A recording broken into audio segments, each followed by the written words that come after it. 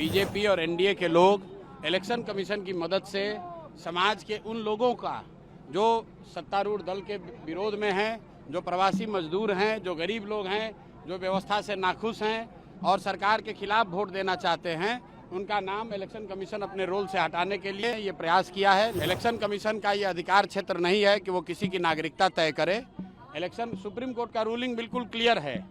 Election commission का ये अधिकार नहीं है कि वो किसी की नागरिकता तय करे। पहले दिन से कह रहे हैं कि ये सत्तारूढ़ दल बीजेपी और एनडीए के लोग इलेक्शन कमीशन की मदद से समाज के उन लोगों का जो सत्तारूढ़ दल के विरोध में हैं, जो प्रवासी मजदूर हैं, जो गरीब लोग हैं, जो व्यवस्था से नाखुश हैं और सरकार के खिलाफ वोट देना चाहते हैं, उनका नाम इलेक्शन कमीशन अपने रोल से हटाने के लिए ये प्रयास किया है। लेकिन मेरा ऐसा मानना है कि बिहार में लोकतंत्र की जड़ बहुत मजबूत है, जनता जागरूक है, हर व्यक्ति को अपने अधिकार के लिए खड़ा होना चाहिए। इलेक्शन कमीशन का ये अधिकार क्षेत्र नहीं है कि वो किसी की नागरिकता तय करे। इलेक्शन सुप्रीम कोर्ट का रूलिंग बिल्कुल क्लियर है। इलेक्शन कमीशन का ये अधिकार नहीं है कि वो किसी की नागरिकता तय करे। तो अगर इलेक्शन कमीशन आपका नाम काट रहा है तो आप उसके लिए खड़ा होइए।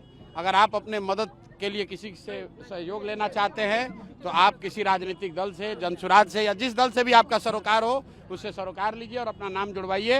हर हालत में अपना मत का प्रयोग आपको करना ही होगा। लेकिन सरकार चाहे जितना जुगत लगा ले, नवंबर में नीतीश कुमार को, नवंबर में एनडीए की सरकार को जाने से कोई रोक नहीं सकता है।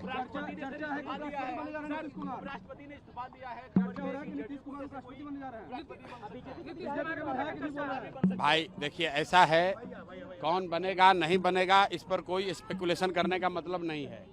उपराष्ट्रपति देश का सेकंड सबसे बड़ा संवैधानिक पद है। उस पद पर धनखड़ साहब ने इस्तीफा दिया है। अब आप थोड़ा इंतजार कीजिए, जिसकी नियुक्ति होती है हो जाए, उसके बाद ही किसी तरह की टीका टिप्पणी करना उचित होगा। भाजपा के विधायक कह रहे हैं इस बात को। तो विधायक को क्या मालूम है? विधायक आप बताइए कि जो क्लर्क है वो कलेक्टर का अपॉइंटमेंट कर सकता है? विधायक उपराष्ट्रपति का अपॉइंटमेंट करेगा? उपराष्ट्रपति जो है वो देश के पार्लियामेंट का अधिकार है। देश के जो दोनों पार्लियामेंट में चुने हुए लोग हैं, लोकसभा और राज्यसभा में, वो मिलकर तय करते हैं कि उपराष्ट्रपति देश का कौन होगा। भाई चर्चा तो कुछ भी हो सकती है। चर्चा के आधार पर इतने बड़े पद के बारे में मैं कुछ भी बोलना उचित नहीं समझता हूँ। दिलीप जायसवाल जो है कह रहे हैं कि छिटपुट घटनाएं हो रही हैं, जो भी अपराधी घटनाएं बदनाम करने के लिए कुछ लोग माहौल बना रहे हैं। भाई दिलीप जायसवाल तो एक कॉलेज पर 25 साल से कब्जा किए हुए हैं, क्या वो भी छिटपुट घटना है? किसी का हत्या का उन पर आरोप है, क्या वो भी छिटपुट घटना है? बिहार में 50 से ज़्यादा राजनीतिक परिवार के बच्चों को बिना किसी एडमिशन टेस्ट के मेडिकल कॉलेज में एडमिशन देके डॉक्टरी की डिग्री दी गई है। ये भी छिटपुट घटना है। ये बिहार के लोगों को तय करने दीजिए। और अगर दिलीप जायसवाल में दम है तो पत्रकार वार्ता क्यों नहीं करते हैं? पत्रकारों के सामने क्यों नहीं बताते हैं? हत्या का जो आरोप है उसको दोबारा रीओपन कराएंगे जनसुराज? बिल्कुल, हम लोग कोर्ट में मूव कर रहे हैं। रीओपन कराने की जरूरत नहीं है। हाई कोर्ट ने उसमें कहा है, ये सीआईडी और सरकार की जवाबदेही है कि हत्या के आरोप की जांच करके रिपोर्ट सबमिट करे। अगर उसको सरकार ने नहीं किया है तो जनसुराज कोर्ट में जाएगी। और आपको ये भी बता दें कि अभी दिलीप जायसवाल छुपे हुए हैं, सोच रहे हैं कि ये आंधी हवा है निकल जाएगी, तो अभी थोड़े ही दिन में, अभी डेट आपको बताएंगे, उन पर तीसरा किस्त भी जारी करेंगे। पहला किस्त जारी किए कॉलेज कब्जा का, दूसरा किस्त जारी हुआ राजेश शाह के हत्या का आरोप का, अब तीसरा किस्त आप लोग इंतजार कीजिए, अगले कुछ दिनों में इनका जारी होगा। जब तक ये पद छोड़कर भागेंगे नहीं, इनको राजनीति में इनको वापस दौड़ा कर वहाँ नहीं किशनगंज पहुँचा दिया, तब तक इनको छोड़ने वाले नहीं है।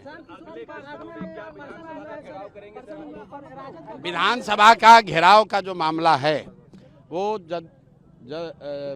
जनसुराज ने आज से 2 महीना पहले 3 विषयों पर, यहाँ जो गरीबों को नीतीश कुमार ने झांसा दिया कि हर गरीब परिवार को 2 लाख रुपया देंगे, आज तक वो पैसा नहीं दिया। पिछला 20 साल से कह रहे हैं कि यहाँ जो अति पिछड़े दलित लोग हैं उनको 3 डिसमिल घर बनाने के लिए जमीन मिलेगा, आज तक नहीं मिला। और ये जो जमीन सर्वे में लूटपाट मचा रखे हैं, इन तीनों मुद्दों पर जनसुराज ने 1 करोड़ लोगों से हस्ताक्षर का अभियान चलाया था। उसी अभियान के तहत ये भी कहा गया था कि हम लोग मुख्यमंत्री का, अगर वो नहीं मिलते हैं तो विधानसभा में उनका घेराव करेंगे। राशि बढ़ोतरी और इसके साथ ही साथ अगले बार बिजली बिल में सब्सिडी या माफी, ये दोनों को जदयू और भाजपा मास्टर स्ट्रोक किया। अरे भैया, सब मास्टर स्ट्रोक है, ठीक है ना?